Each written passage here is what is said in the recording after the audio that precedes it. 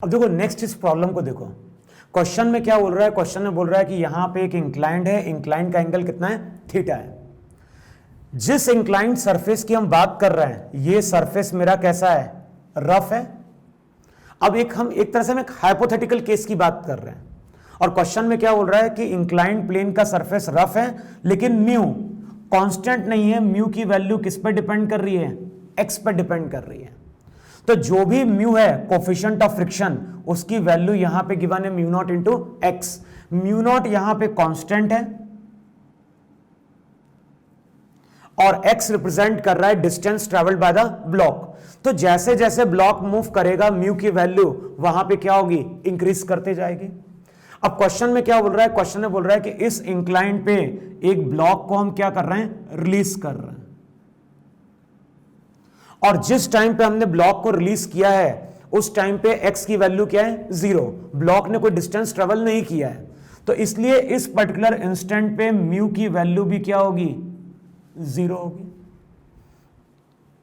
अब क्वेश्चन में क्या फाइंड आउट करने के लिए बोल रहा है? क्वेश्चन में हमें फाइंड आउट करना है maximum velocity attend by the block during the entire process, या बोल सकते हैं ड्यूरिंग द एंटायर एक्सपेरिमेंट। तो इस पूरे एक्सपेरिमेंट में जब ये ब्लॉक मूव करेगा तो हमें फाइंड आउट करनी है ब्लॉक की मैक्सिमम वेलोसिटी। अब क्वेश्चन को सॉल्व करने से पहले सबसे पहले हमें यह समझना पड़ेगा कि ब्लॉक अपनी मैक्सिमम वेलोसिटी कब अचीव करेगा। तो देखो, जिस टाइम पे हम ब्लॉक को रिलीज कर रहे हैं, मैं फिर से एक डायग्राम ड्रॉ कर रहा हूं इसी इंक्लाइंड का। अब देखो, जिस इंस्टेंट पे हमने ब्लॉक को रिलीज किया है वहां पे x की वैल्यू 0, और x की वैल्यू अगर 0 होगी तो म्यू 0 होगा, और म्यू 0 होगा तो उस टाइम पे काइनेटिक फ्रिक्शन भी क्या होगा? 0 होगा। तो अभी अगर मैं ब्लॉक का फ्री बॉडी डायग्राम ड्रॉ करूंगा तो ब्लॉक के पास जो भी फोर्स होगा वो फोर्स केवल mg साइन थीटा होगा नहीं हुआ? तो अगर मैं पूछ रहा हूं कि अभी ब्लॉक के ऊपर रिजल्टेंट फोर्स कितना है, तो हम लोग बोलेंगे ब्लॉक पे अभी resultant force mg sine theta है। तो फ्रिक्शन अभी है नहीं, तो जैसे ही हम ब्लॉक को रिलीज करेंगे नेट फोर्स के कारण ये ब्लॉक क्या होगा? एक्सेलरेट करना स्टार्ट करेगा। अब मान लो कुछ टाइम बाद ब्लॉक ने कुछ x डिस्टेंस ट्रेवल कर लिया। अब बताओ, कुछ टाइम बाद अगर ये ब्लॉक x डिस्टेंस ट्रेवल कर चुका है और अब मैं इस पोजीशन पे ब्लॉक का फ्री बॉडी डायग्राम ड्रॉ करूंगा, तो मैं अब यहां पे क्या शो करूंगा? एक तो मैं शो करूंगा यहां पे mg साइन थीटा, और दूसरा मैं यहां पे क्या शो करूंगा? Kinetic friction. अब देखो, mg साइन थीटा जो फोर्स है वो तो यहां पे क्या है? कांस्टेंट है कि नहीं? और फ्रिक्शन की अगर हम बात करेंगे तो फ्रिक्शन अब कितना डेवलप हुआ? फ्रिक्शन डेवलप हो गया mu naught into x into क्या हो गया? एन। इसको हम ऐसे भी समझ सकते हैं कि जो mg साइन थीटा है, मान लो इनिशियली उसकी फोर्स की वैल्यू 100 न्यूटन थी। ये हम एग्जांपल ले रहे हैं कि mg साइन थीटा इनिशियली क्या था? 100 था, और मान लो इनिशियली फ्रिक्शन की वैल्यू कितनी थी? 0 थी। अब जो mg साइन थीटा ये फोर्स है, ये तो पूरे एक्सपेरिमेंट में कांस्टेंट रहेगा, लेकिन अगर हम फ्रिक्शन की बात कर रहे हैं तो फ्रिक्शन जो है वो कंटिन्यूअसली क्या होगा? इंक्रीज करेगा, क्योंकि x यहां पे क्या हो रहा है? इंक्रीज कर रहा है। तो mg साइन थीटा तो अभी भी 100 है, फ्रिक्शन मान लो कुछ टाइम बाद कितना हो गया? 20, फिर 100, तो ये हो गया 40। तो जैसे जैसे ब्लॉक आगे बढ़ता जाएगा फ्रिक्शन की वैल्यू भी क्या होगी? इंक्रीज करते जाएगी। अभी अगर मुझे ब्लॉक पे नेट फोर्स लिखना है तो हम लोग बोलेंगे ब्लॉक पे नेट फोर्स कितना है? नेट फोर्स है mg sine theta minus F के का मतलब हो गया mu naught into x. N किसके बराबर होगा? जब ये ब्लॉक मूव करेगा तो एन mg cos थीटा को बैलेंस करते हुए चलेगा। तो n की जगह पुट करो यहां पे mg cos थीटा। अब इस इक्वेशन को हम देख के बोल सकते हैं यहां पे कि mg sin theta M G sine theta अगर एफ के से ज्यादा है तो रिजल्टेंट फोर्स अभी भी कहां लग रहा है, नीचे की ओर लग रहा है। और ये रिजल्ट हम लोग काइनेमेटिक्स मोशन में डिस्कस कर चुके हैं कि अगर किसी बॉडी को हम रेस्ट से रिलीज कर रहे हैं तो ये बॉडी हमेशा रिजल्टेंट फोर्स के अलोंग क्या करती है, एक्सेलरेट करती है। और ब्लॉक की वेलोसिटी कब तक इंक्रीज करती रहेगी, जब तक रिजल्टेंट फोर्स अपना डायरेक्शन क्या करेगा, चेंज नहीं करेगा। तो जैसे जैसे ये ब्लॉक आगे बढ़ता जाएगा, इस इक्वेशन को देखो, x अगर इंक्रीज कर रहा है तो इसका मतलब रिजल्टेंट फोर्स डिक्रीज कर रहा है। अब कुछ टाइम बाद मान लो ब्लॉक ने डिस्टेंस कितना ट्रेवल कर लिया, x0, और इस पोजीशन पे आके रिजल्टेंट फोर्स ब्लॉक का क्या हो जाता है, जीरो हो जाता है। तो इक्वेशन को क्या करो, रिजल्टेंट फोर्स को जीरो करो, तो इक्वेशन हो जाएगी M G sine theta minus mu naught x naught M G cos theta. Term को सेपरेट आउट करोगे तो एक्स नॉट की वैल्यू क्या निकल के आएगी, एक्स नॉट की वैल्यू निकल के आएगी 1 mu naught into tan theta. देखो यही इक्वेशन आ रही है कि नहीं आ रही है, वहां पे इसको इधर लेके जाओगे, mg वाली टर्म कैंसिल आउट होगी और रिजल्ट क्या निकल के आएगा, x naught equals to 1 mu naught into tan theta. इसका मतलब है कि x नॉट डिस्टेंस ट्रेवल करने के बाद रिजल्टेंट फोर्स क्या हो रहा है, जीरो हो रहा है। अब इस पोजीशन से लेके इस पोजीशन तक अगर देखोगे तो रिजल्टेंट फोर्स ने अपना डायरेक्शन चेंज ही नहीं किया है।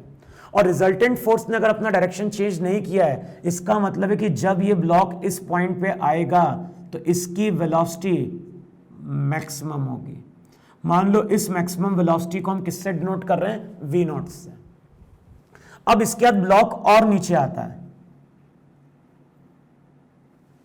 अब बताओ ब्लॉक अगर और नीचे आएगा तो x डिस्टेंस क्या होगा, इंक्रीज कर जाएगा। और x डिस्टेंस अगर और इंक्रीज करेगा तो अब इन दोनों फोर्स में से या फिर इन दोनों फोर्स में से अब क्या होगा, अब फ्रिक्शन की वैल्यू ज्यादा हो जाएगी as compare to mg sin theta. और जैसे ही फ्रिक्शन mg sin थीटा को एक्सीड करेगा, रिजल्टेंट फोर्स अपना डायरेक्शन क्या करेगा, चेंज करेगा। और रिजल्टेंट फोर्स ने अगर अपना डायरेक्शन चेंज करना स्टार्ट किया है तो ब्लॉक की वेलोसिटी यहां पे क्या होगी, डिक्रीज करेगी और एक पोजीशन आएगी जब ब्लॉक की वेलोसिटी फिर से क्या हो जाएगी, जीरो हो जाएगी। तो इस पूरे होल एक्सपेरिमेंट में ब्लॉक क्या हो रहा है, ब्लॉक इनिशियली एक्सेलरेट कर रहा है और उसके बाद ये ब्लॉक क्या कर रहा है, रिटार्ड कर रहा है। हमें फाइंड आउट क्या करना है, हमें फाइंड आउट करना है मैक्सिमम वेलोसिटी। और मैक्सिमम वेलोसिटी ब्लॉक ने कब अचीव करी है, मैक्सिमम वेलोसिटी ब्लॉक ने अचीव करी है जब उसने कितना डिस्टेंस ट्रेवल किया, उसने डिस्टेंस ट्रेवल किया है x not.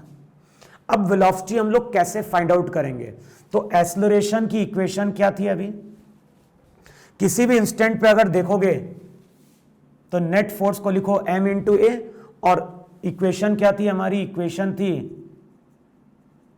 mg sine theta minus mu naught x mg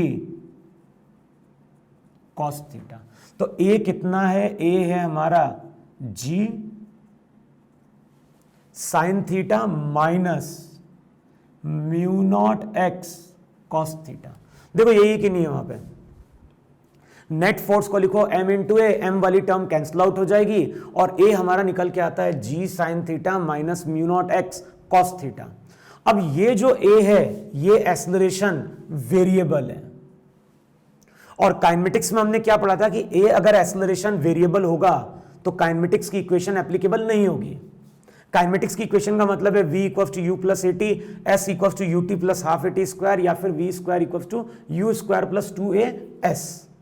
तो ये रिजल्ट्स एप्लीकेबल नहीं होंगे यहां पे। फिर वहां पे हमने ये भी डिस्कस किया था कि एक्सेलरेशन अगर कांस्टेंट नहीं है और अगर एक्सेलरेशन वेरिएबल होगा तो उसको वहां पे हम क्या करेंगे, इंटीग्रेट करेंगे। तो एक्सेलरेशन को अब क्या लिख सकते हैं, एक्सेलरेशन को हम लोग लिख सकते हैं dv बाय dt, x से मल्टीप्लाई करो, x से वहां पे डिवाइड करो। तो dx बाय dt ये क्या बन गया, v into dv by dx, ये किसके बराबर, g sine theta minus mu naught x cos theta. Term को सेपरेट आउट करो तो रिजल्ट हो जाएगा v into dv g sine theta minus mu naught x cos theta into dx। अब term को सेपरेट आउट करो और इसको इंटीग्रेट करो। कहां से कहां इंटीग्रेट करना है, जब x की वैल्यू 0 थी तो वेलोसिटी भी 0 थी, और जब x हमारा क्या होगा, x नॉट के बराबर होगा, वेलोसिटी मेरी v नॉट होगी। v का इंटीग्रेशन क्या हो जाएगा, v का इंटीग्रेशन हो जाएगा v स्क्वायर बाय 2, 0 से लेके v नॉट तक। अब यहां पे इंटीग्रेट करोगे तो g कांस्टेंट है, साइन थीटा कांस्टेंट है, dx अंदर आएगा तो dx का integration x, mu naught cos theta constant है, x का इंटीग्रेशन x स्क्वायर बाय 2, इसको हमें इंटीग्रेट करना है 0 से लेके x नॉट तक। अब सिंप्लीफाई करोगे तो रिजल्ट क्या आ जाएगा, रिजल्ट आ जाएगा v naught square by 2 g sine theta. अब पुट करो upper limit minus lower limit, तो अपर लिमिट में क्या होगा, sine theta into x not minus mu naught cos theta x not square by 2, ये हो गई अपर लिमिट माइनस, और लोअर लिमिट में जब x की वैल्यू 0 करोगे तो ये पूरी टर्म वहां क्या हो जाएगी, 0 हो जाएगी। अब x नॉट की वैल्यू पुट कर दो तो इक्वेशन क्या निकल के आ रही है, इक्वेशन निकल के आ रही है v naught square by 2 into g sine theta. x naught की जगह हम क्या पुट करेंगे, sine theta by mu naught cos theta. x naught की जगह हम लोग पुट कर रहे हैं tan theta by mu naught, और टेन थीटा को हम लोग लिख सकते हैं sine theta by cos theta, minus mu naught by 2 into cos theta. अब x नॉट का स्क्वायर, तो x नॉट का स्क्वायर क्या हो गया, 1 अपॉन म्यू नॉट का स्क्वायर, और टेन स्क्वायर थीटा बन जाएगा sign square theta upon cos square theta. देखो ये कि नहीं है। अब इसको चाहो तो फर्दर और सिंप्लीफाई कर दो, रिजल्ट क्या होगा, v नॉट स्क्वायर बाय 2 जी, क्या चीज बाहर निकल के आएगी, म्यू नॉट बाहर निकल के आएगा, बचेगा क्या, बचेगा यहां पे sign square theta by cos theta. Mu naught को मैंने बाहर निकाल लिया, माइनस यहां पे एक म्यू नॉट वाली टर्म कैंसिल आउट होगी, एक कॉस थीटा भी कैंसिल आउट होगा, तो बचेगा केवल कितना, बचेगा वहां पे sign square theta bye 2 cos theta. देखो चेक करो यही वैल्यू बन रही कि नहीं बन रही है, वहां पे म्यू नॉट कैंसिल आउट होगा, एक कॉस थीटा वाली टर्म कैंसिल आउट होगी, तो म्यू नॉट, एक म्यू नॉट कैंसिल आउट हो गया, जी कॉमन था बाहर आ गया, म्यू नॉट भी बाहर आ गया, तो बच क्या रहा है, sign square theta by cos theta minus sign square theta bye 2 cos theta. देखो आ रहा है कि नहीं आ रहा है इतना। अब इसको सिंप्लीफाई करोगे तो रिजल्ट हो जाएगा g by mu not, sine square theta by cos theta बाहर लोगे तो बचेगा 1 माइनस 1 बाय 2, और रिजल्ट हो जाएगा कितना, रिजल्ट हो जाएगा 1 by 2 sine square theta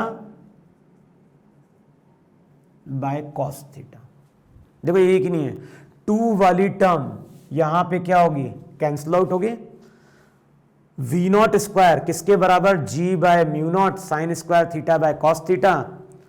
v not की वैल्यू पूरा क्या हो जाएगा, अंडर रूट में हो जाएगा, तो v नॉट की वैल्यू हो जाएगी under root of g by mu naught into sine square theta by कितना, कॉस थीटा। तो एक बार कैलकुलेशन देख लेना कि कैलकुलेशन सही है कि नहीं सही किया है यहाँ पे, इसको नोट डाउन करो, फिर मैं नेक्स्ट क्वेश्चन डिस्कस करता हूँ, क्लियर बात ना। तो इसको नोट डाउन करो।